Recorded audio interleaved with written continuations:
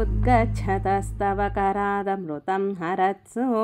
दैत्येषु तान् शरणाननुनीय देवान् सद्यस्तिरोदधितदेव भवत्प्रभावात्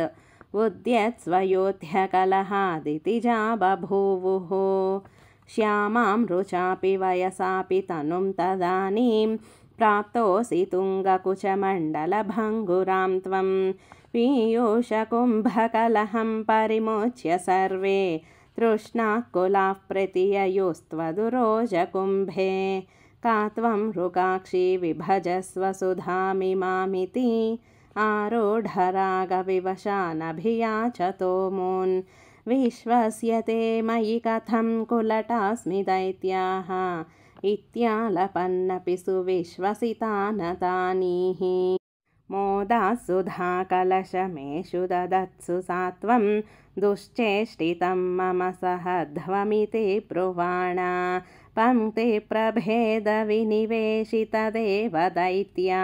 लीलाविलासगतिभिः समदासुधां ताम्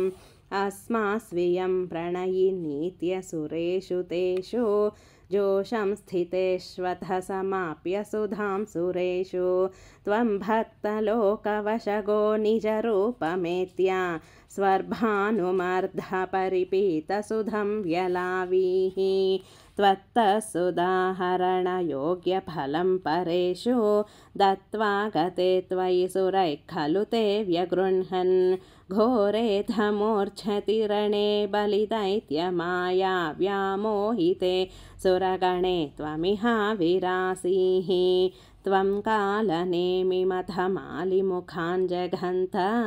शक्रो जघानबलिजम्भवलान् सपाकान् शुष्कार्द्रदुष्करवधेन मुचौचलूने फेनेन नारदगिरान्यरुणोरणं त्वं योषावपुर्दनुजमोहनमाहितं ते श्रुत्वा विलोकनकुतूहलवान् महेशः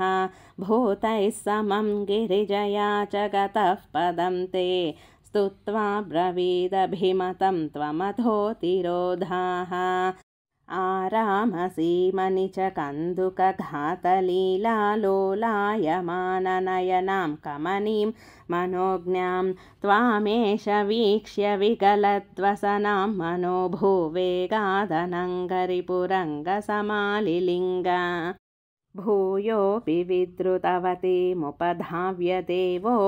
वीर्यप्रमोक्षविकसत्परमार्थबोधः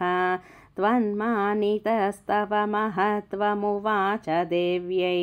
तत्तादृशस्त्वमववातनिकेतनाथ स्वामिये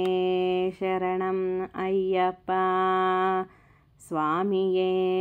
शरणम् अय्यप्पा स्वामिये शरणम् अय्यप्पा श्रीकृष्णाय परब्रह्मणे नमः नारायण अखिलगुरो भगवन्नमस्ते।